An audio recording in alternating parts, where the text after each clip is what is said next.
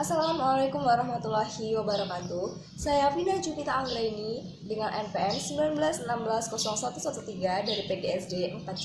Di sini saya akan menyampaikan materi tentang Lampung masa kemerdekaan.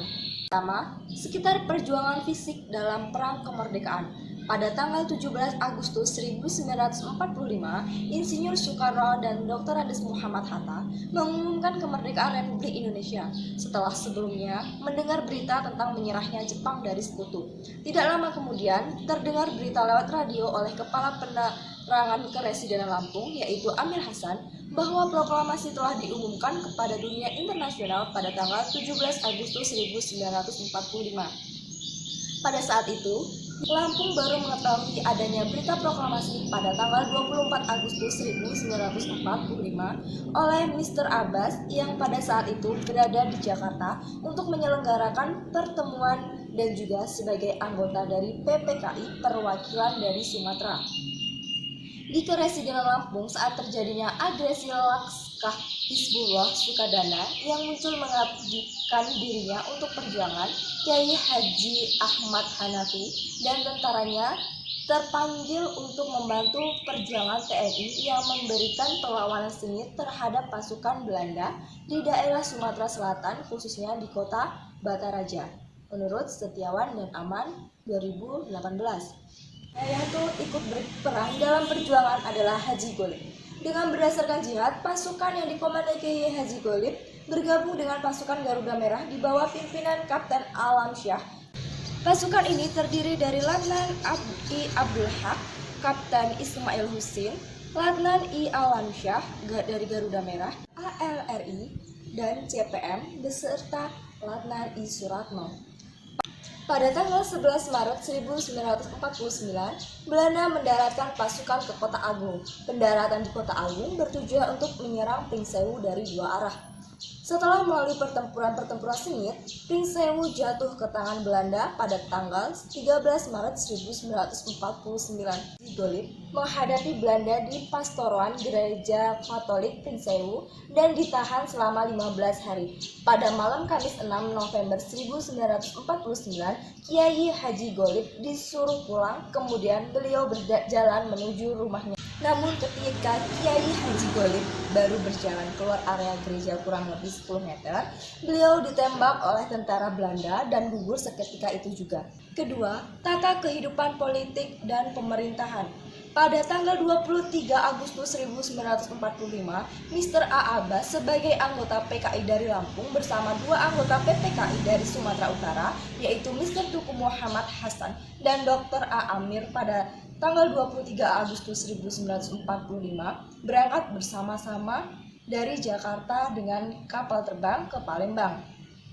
Merekalah yang membawa berita resmi mengenai proklamasi kemerdekaan Indonesia 17 Agustus 1945 menurut warga negara pada tahun 2015. Berdirinya API, Angkatan Pemuda Indonesia, yang menghimpun pemuda dan menyusun laskar bersenjata, misalnya Laskar Tani, Barisan Banteng, Pesindo, Napindo, dan sebagainya. Pada 9 September 1946, Residen Lampung Mr. Abbas melepaskan jabatannya selaku Residen Lampung, kemudian diganti oleh Dr. Bara Munir. Migrasi penduduk setelah Indonesia merdeka. Pada tanggal 12 Desember 1950, pemerintah Republik Indonesia untuk pertama kalinya setelah merdeka memindahkan penduduknya sebanyak 23 kepala keluarga ke daerah Lampung. Transmigrasi kala itu bertujuan untuk memeratakan jumlah penduduk, mengurangi angka pengangguran, meningkatkan kesejahteraan warga. Transmigrasi meningkatkan pertumbuhan ekonomi negara dan menjaga wilayah NKRI. Keempat, keadaan ekonomi masyarakat. Pada tahun-tahun sesudah proklamasi, keadaan ekonomi masih cukup kacau, tidak terkendala uang rupiah Jepang menyebabkan inflasi. Pemerintah terpaksa mengakui dua macam tanda pembayaran yang sah, yaitu rupiah Jepang dan uang de Javanese Bank atau uang pemerintah Hindia Belanda. Baru di bulan Oktober 1946, kedua alat pembayaran itu dinyatakan tidak berlaku dan sebagai gantinya beredarlah uang pemerintah Republik Indonesia yang disebut uang ori. atau Rp1.000 Jepang waktu itu dinilai sama dengan Rp1 uang ori. Semenjak Lampung menjadi provinsi yang berdiri sendiri, pembangunan berjalan cukup pesat dengan hasil cukup berarti pula. Berbagai potensi tidak disia-siakan seperti misalnya iklim dan geografisnya, tenaga kerja yang tersedia cukup, kesuburan tanahnya, dan sebagainya. Kehidupan masyarakat bergerak membaik, nilai ekspor meningkat yang berarti kenaikan devisa negara. 5. Kehidupan seni budaya. Sejak Kongres Kebudayaan Indonesia 1948, dekolonisasi menambah tingkat kebutuhan bagi pengambilan keputusan praktis untuk mewujudkan kebudayaan Indonesia sebagai klausa kebudayaan yang terdapat pada Undang-Undang 1950. Pada awal 1950-an, pemerintah Indonesia akan melindungi kebebasan untuk mengusahakan kebudayaan, kesenian, dan ilmu pengetahuan. Pemerintah melaksanakan pembangunan dan dalam bidang kebudayaan di bawah kewarganegaraan dan koordinasi kemerdekaan pendidikan, pengajaran, dan kebudayaan yang pada masa Orde Baru diubah menjadi Departemen Pendidikan dan Kebudayaan. Menurut Lindsay dalam Puguh 2017. Keenam, sistem religi dan filsafat hidup. Dalam kehidupan keagamaan di Lampung pada masa kemerdekaan dapat dikatakan baik dan tenang.